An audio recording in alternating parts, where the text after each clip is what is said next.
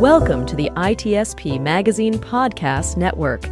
You are about to listen to an episode of the Audio Signals podcast with Marco Ciappelli. In this new season, Audio Signals is repositioning its antennas, focusing not just on the stories, but on the storytellers. In our modern hybrid analog-digital society, the art of storytelling has never been more vital or displayed such a diverse array of forms. Recognizing this, our conversations will spotlight the narrators, providing a unique exploration into the minds behind the narratives. From authors to podcasters, visual artists to songwriters, and everything in between, we will engage with all who contribute to this extraordinary tapestry of human experience. We are all made of stories, after all.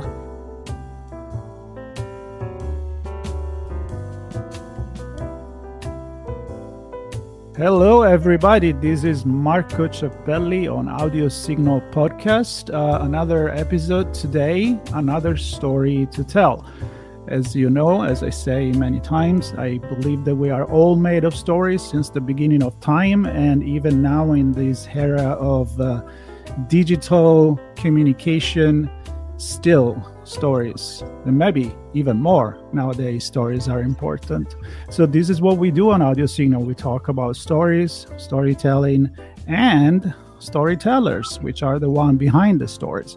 Today is going to be a fantastic conversation because Thomas R. Wilson is with me, and we're going to cover a topic that is maybe a little bit more unique compared with when we talk about a book or we talk about a movie or music or anything. This is about carving stories in a way that can help neurodivergent people to express themselves maybe in a better way, get more involved with other people. But I'm not the expert in this, and I'm more than happy to have Thomas introducing himself and let us know why he does what he do and what is that he does. So, Thomas, welcome to the show.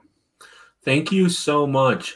As you stated, my name is Thomas R. Wilson. I go by Thomas. My work involves public speaking, writing, journalism, storytelling events, and so much more. But really, the core of why I do this work is because I am someone who grew up in the neurodivergent community and the mental health community in the early 90s, 2000s, in a time when I learned at a very young age, there is so much power in stories, but there's so much stigma and anger around people who have these needs.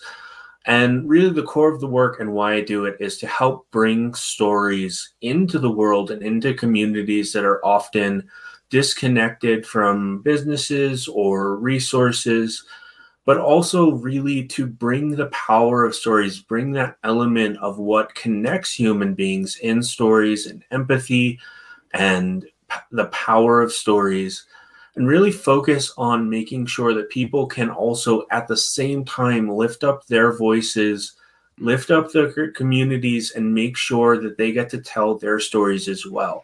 I learned that, as I said, at a very young age, that stories are integral to how we live through life, how we communicate with one another. And my events really are just that, to help people build up their voice, not always to lift up my voice, but to help empower people to access their community better. And with that focus of it's all voices should be heard.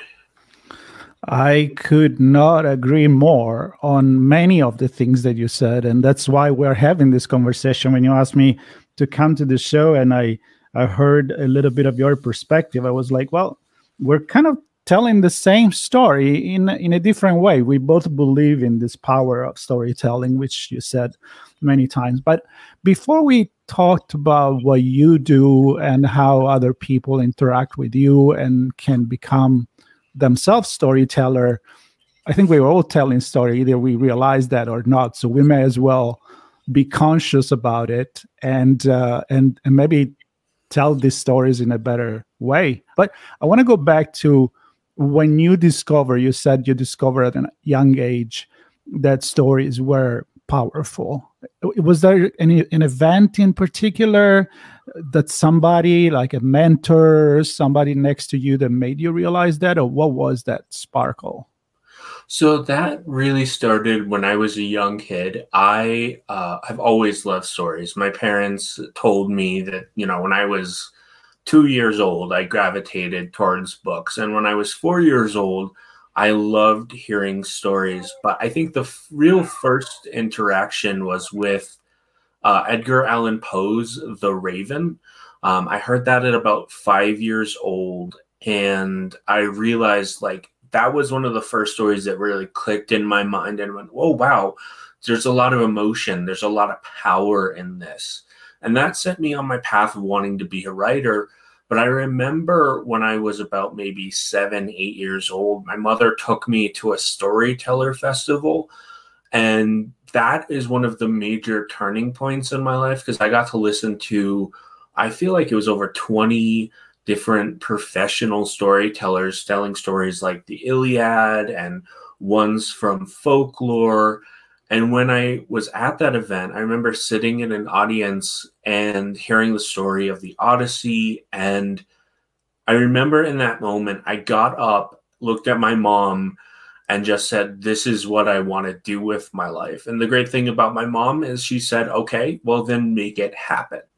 And ever since then, I've learned, especially as a youth trying to advocate for himself, that when a story is told well, when you're going through school and you need help or need ways to communicate with other people, or even as an adult, those memories, those lasting stories become sparks for other people. And mine started at a really young age. But there's so many more stories that I could tell in that, but I hope that kind of answers your question. Yeah, it does. And I love that you mentioned Edgar Allan Poe. It's one of my all-time favorite reading, especially thinking when he wrote those kind of stories and how still nowadays provoke those incredible emotion to the reader. I mean, The Raven, it's definitely a masterpiece. So a prop to that. I'm on your side with that. And I love how that event was the sparkle for it. So I guess the question that I want to ask you is this. You are an advocate for using storytelling to bring more people, let's say, in telling story, make them realize how important they are. Is it an easy job? Is it easy, and I'm doing air quoting on the radio right now, to create that sparkle that came to you? I'm assuming that's what you want to recreate in other people. Do you see it happen often? Is it tough? You tell me. So I think that's a great question. I think a lot of people would want to say that it's easy, but I think the hardest part is connecting people to stories that matter to them. And I think especially in an age where a lot of people are kind of disconnecting from books more and more, or we feel like in media, there's a lot of the same stories told. I want to say what I would recommend to any storyteller to make it easier is make sure you know the people who are showing up, make sure you know the age group and who you're working with.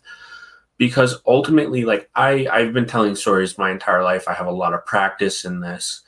But for me as well, it's a difficult job. It takes a lot of preparation. It takes a lot of understanding of story structure. But what can make it so much easier is that old adage of knowing your audience and prepping for them. That's like the advice that I give everyone when they're going to tell a story, is just know your audience and put in the work that you need to do. I think it's a great advice. When you do talk, of course, you have an audience in front of you. So you know who they are. When you talk like this, we're doing radio style without even a video, we don't know who is listening to this. So we make an assumption, in this case, people that like stories, but maybe they are one minority, maybe another percentage is another minority, another percentage is somebody that tells stories. So is there, on your opinion, a book, a playbook to write a good story? And I'm thinking the way, I don't know, Disney delivered their story, or the hero journey, some classics that you can follow.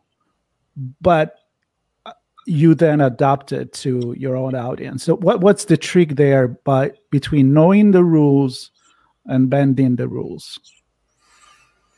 So I think the trick for me at the very least is being able to be personable, or someone who can communicate with people well. I do a lot of practice and a lot of prepping simply to be able to have a conversation flow. But what I also do, I think you mentioned Disney and the hero's journey. I spend a lot of time studying different media, studying even Disney. I spend a lot of time listening to Dungeons and Dragons audio podcasts and things like that. And I think there is, every person that shows up to events going to be a little bit different, going to be, like you said, they want different things and might be a different part of the community. But in my success, what I would say is knowing how to interact with people and knowing how to pick up cues from, if someone seems disinterested, knowing how to adjust to that and being able to prepare to change your story. I think you have a great point that everyone is going to want something different. But one of the things I've learned is being adjustable and knowing how to flow with people and knowing how to respond in a positive, productive manner when you're communicating with them is probably the best method that I use. I know many other storytellers might try something else, but that's what I recommend, knowing how to really understand people and your story. So sounds to me that when you talk to people, it's easy to do, meaning you can read the audience, you can make changes on the go, maybe because you get that feedback immediately. And you need to be good at doing that, because if you're just going to over prepare and say, this is my story, I'm going to stick to that. I think that being flexible, being able to make changes on the go, as you say, being spontaneous, it's very important. But not everybody can do that. The other thing is, in that situation, you are in a two-channel of communication. You are interacting with the audience. But when you write a book, or when you're, like in this case, recording a podcast, I'm staring at a computer right now and in my office. I don't know where people are thinking, so I just try to make an engaging story with you. Are there any tips that you give? You mentioned different media, so let's talk about that maybe. How do you treat different media and still be successful in storytelling? So, speaking for myself, I spend a lot of time listening and reading great storytellers. But I think you mentioned a very key thing. When you're on a podcast, when you're writing a book, it's very hard.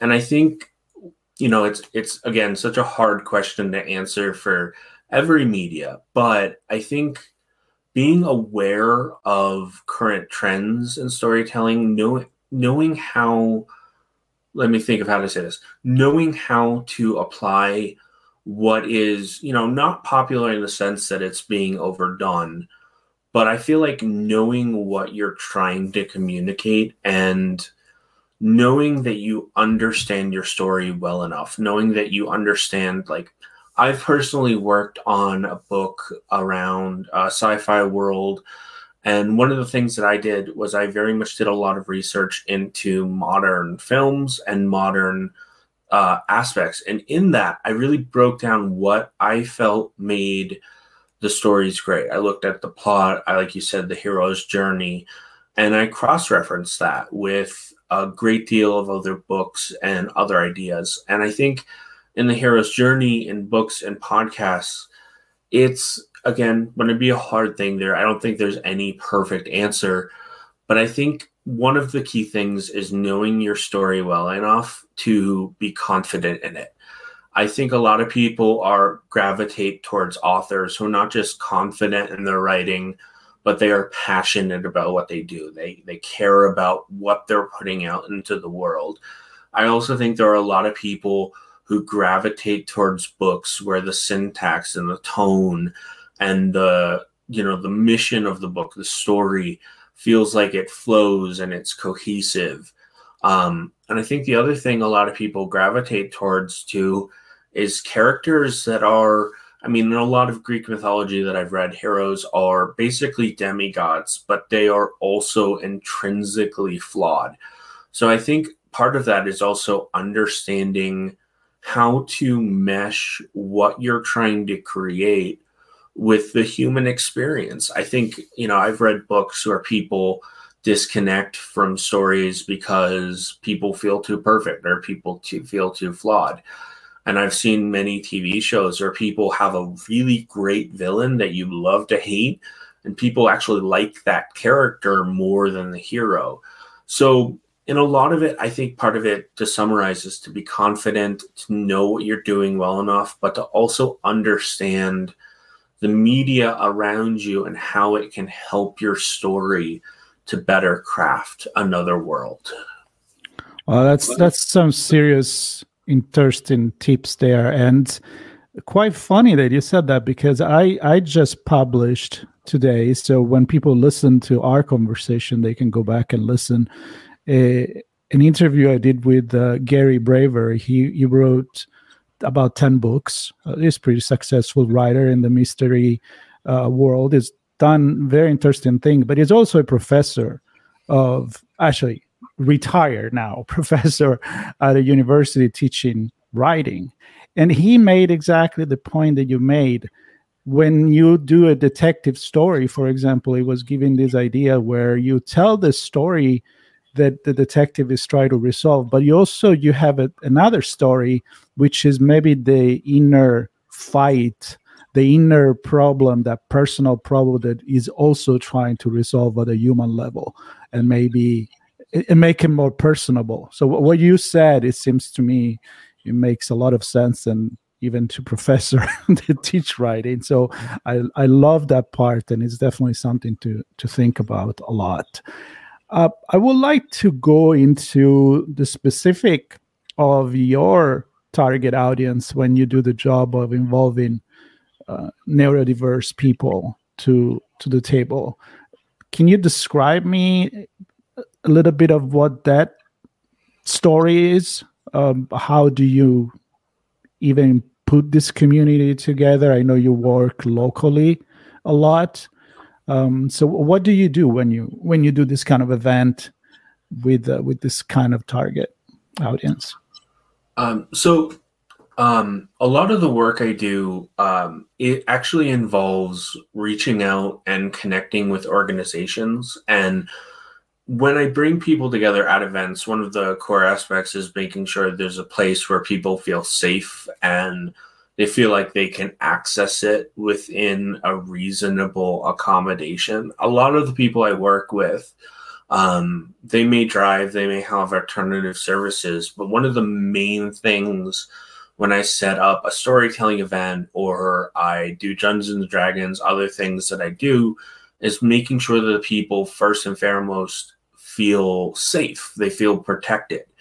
And then when I'm actually working at a space, one of the other things that I work very hard to do while I'm telling my stories is make sure to make the people feel validated. So some of the events I do are very much choose your own adventure kind of book style events where I tell a story and people can help choose the story.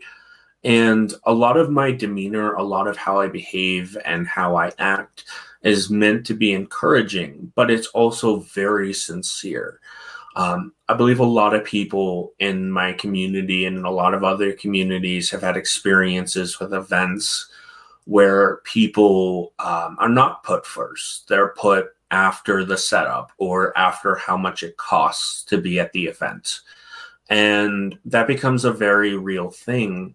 And people kind of disconnect very quickly. So on top of that safety and adding to it, I make sure to put people first. If someone needs an accommodation, I make sure I add that in. One of the things that I often run into is people feel very apologetic if they're not able to track the story well. And one of the main things I do in that moment is look at them with a very sincere look and say, it's okay. I understand that you feel like you need to do this, but you do not. And one of the things I've learned is a sincere level of communication really adds to that element. So I work very hard to keep a tone that is gentle, keep a tone and a pace in my phrasing.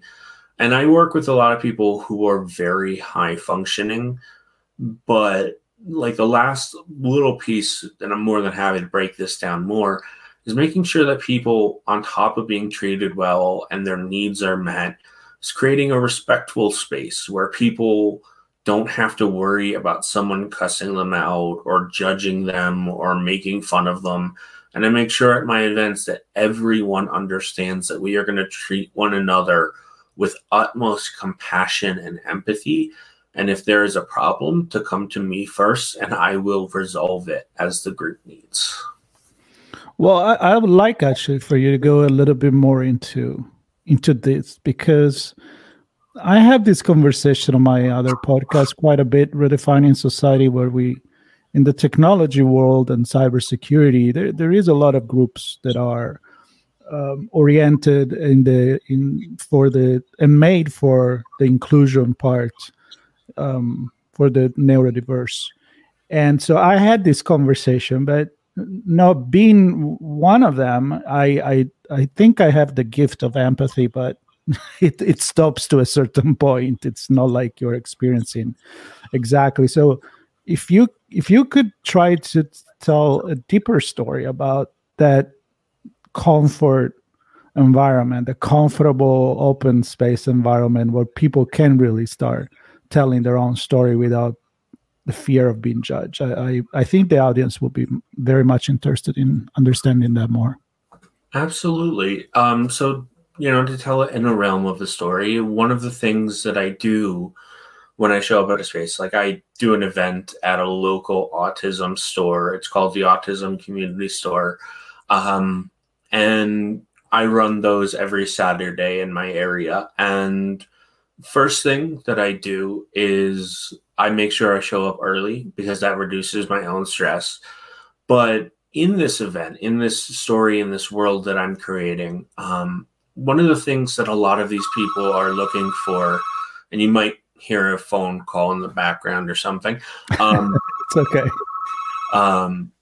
There is this very real idea that part of putting an empathic space together is making sure that the energy of the space is good.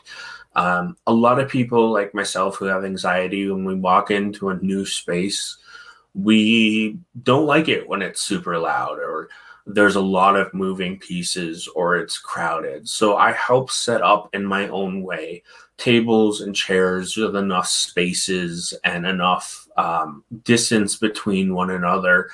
I set up my table. I set up things so that people have the emotional space, but also the idea of that bubble. They don't want to be too close to people all the time.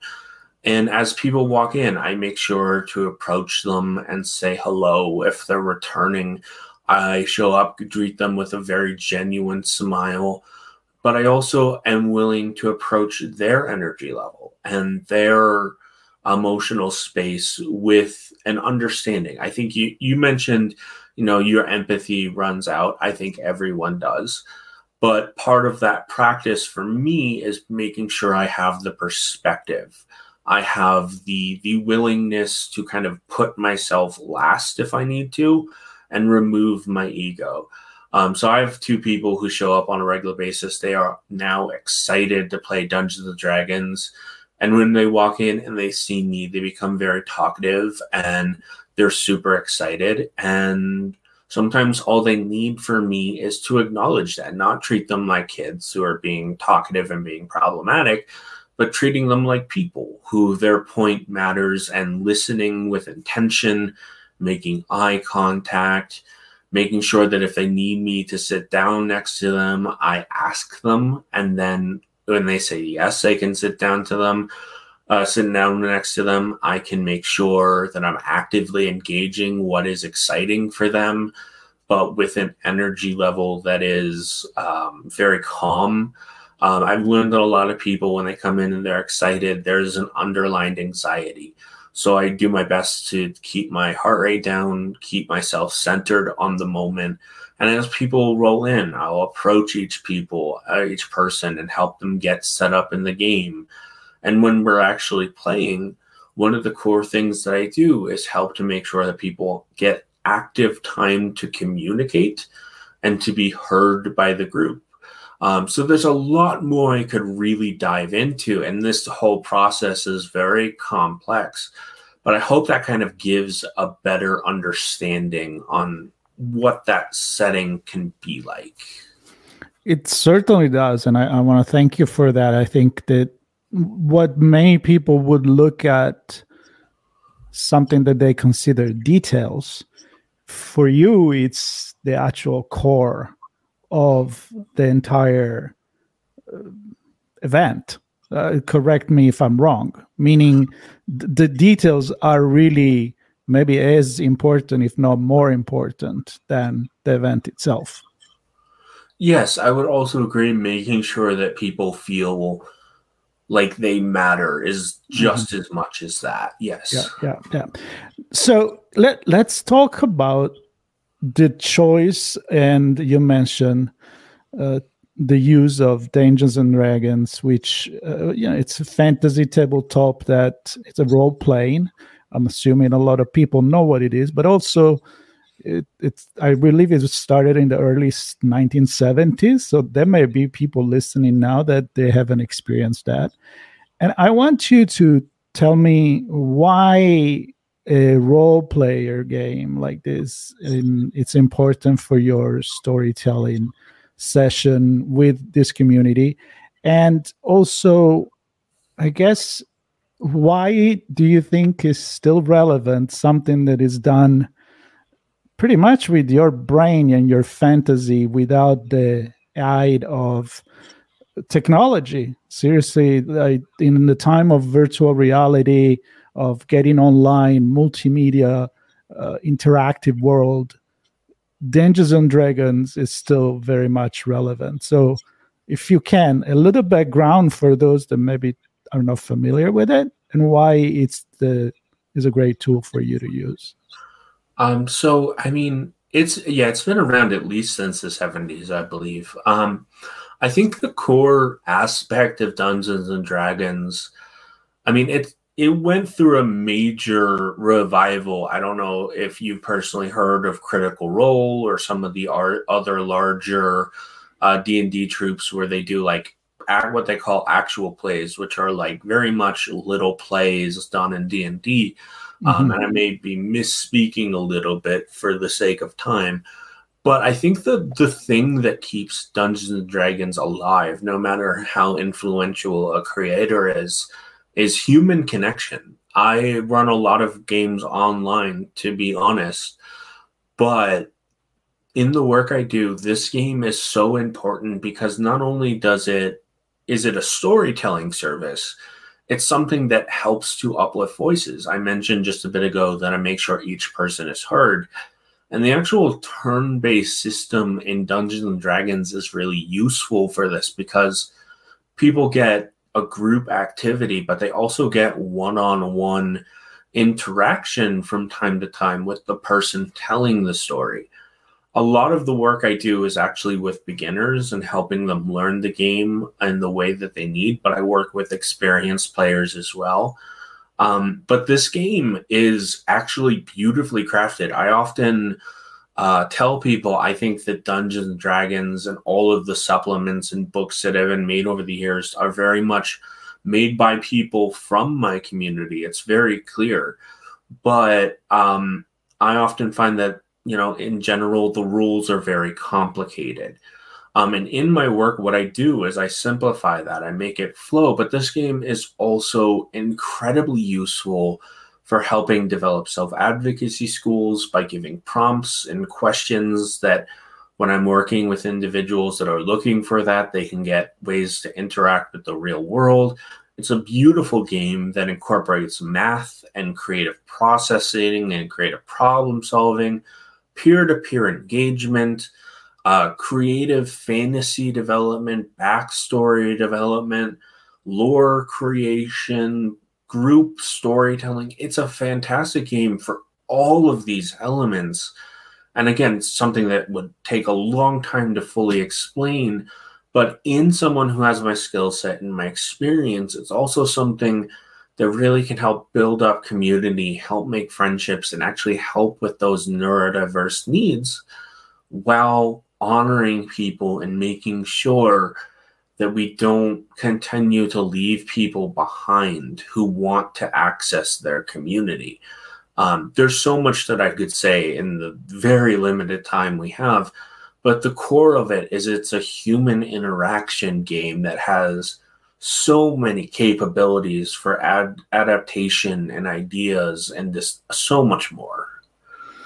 I love it. I love it. So with the time that we have left, we've talked about how you got involved into loving storytelling, becoming a really good, a professional storytellers, how you are involving the diverse communities into this and how you're dedicated to it. I would like to finish the last few minutes we have with you explaining how stories are actually empowering the neurodiverse community. What is, let's say, success between, hair quotes again for you, and what is the success of an event and what you do into how do you quantify that with your community? I guess it's maybe a very dry question, but I think is the best way I can put it. Well, thank you. I think the success is really each time I show up to an event, and people may be bored at the beginning. They may be, if it's Dungeons and Dragons, getting through the dry aspect, or if it's storytelling or public speaking. I think and even writing, I think the success really boils down to how it helps people, what I've seen, like you said. And it becomes to the fact that I've seen over 60 people within 3 months join Dungeons and Dragons. I've seen so many different community members, organizations, and it really is that boiling down to that human aspect of people feeling excited to come back to a storytelling event or a D&D game, to feel like they have been heard and appreciated. And there's so many people that I've worked with over this last short period of time. And I think the success, it is all in seeing people offering spaces and getting to hear people say they had fun.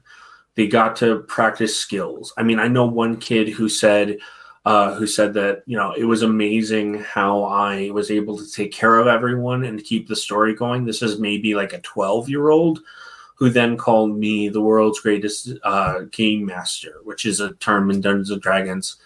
And for me, the real success is every time I end an event, people being excited to come back, to do work, to play games, to have fun, to build relationships over and over and over again. And that's happened so many times. Again, like we said, we don't have a lot of time, but I really want to say the success is the continued desire to be around people, to have fun, to connect to their community, and to really feel important and own that, and not feel like their diagnosis in the actual time of whatever I'm doing is the central thing, but they are. I know that can be a bit vague, but I hope that helps explain it. I think it's pretty clear. I think you put it beautifully.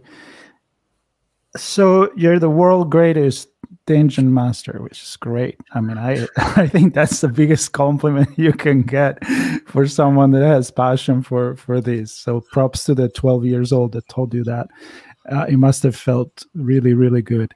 Does it ever happen that somebody that has been coming over and over to your event and loving it has become a storyteller itself, like a dungeon master? Have you seen maybe other event coming from people that were part of your event and they decided, I can do this and I want to do this, to kind of like tell the story and retell the story and then retell the story? Because I think that's very much one of the power of stories, that then it can become your story too.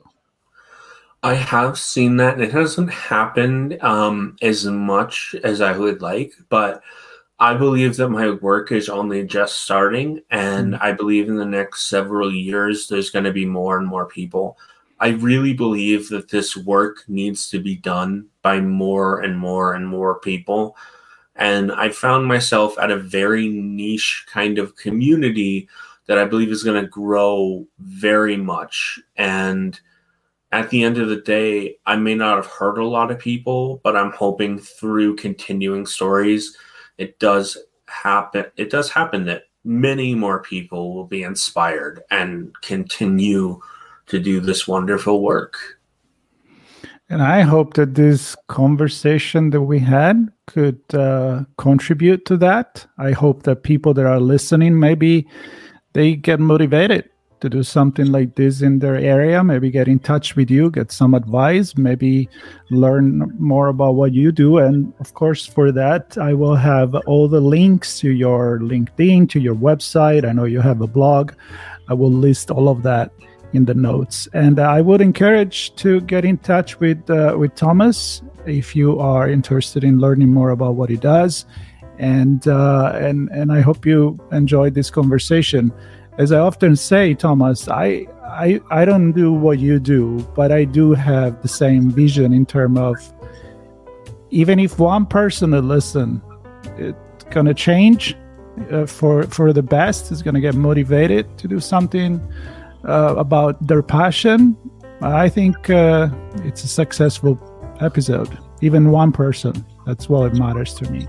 So I want to thank you very much for coming on, and I enjoyed this conversation. You are a great storyteller, and I would invite you to come back in the future and share more story with me as well. I would love that. Thank you so much for this time.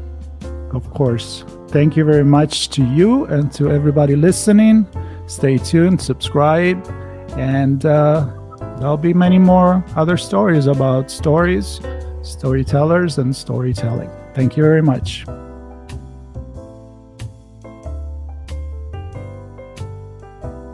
We hope you enjoyed this episode of Audio Signals with Marco Ciappelli. If you learned something new and this conversation made you think, then add this show to your favorite podcast player, subscribe to our YouTube channel, and share the ITSP Magazine Podcast Network with your friends, family, and colleagues. If you represent a company and wish to connect your brand to our conversations and our audience, visit itspmagazine.com to learn how to sponsor one or more of our shows. We hope you will come back for more stories and follow us on our journey.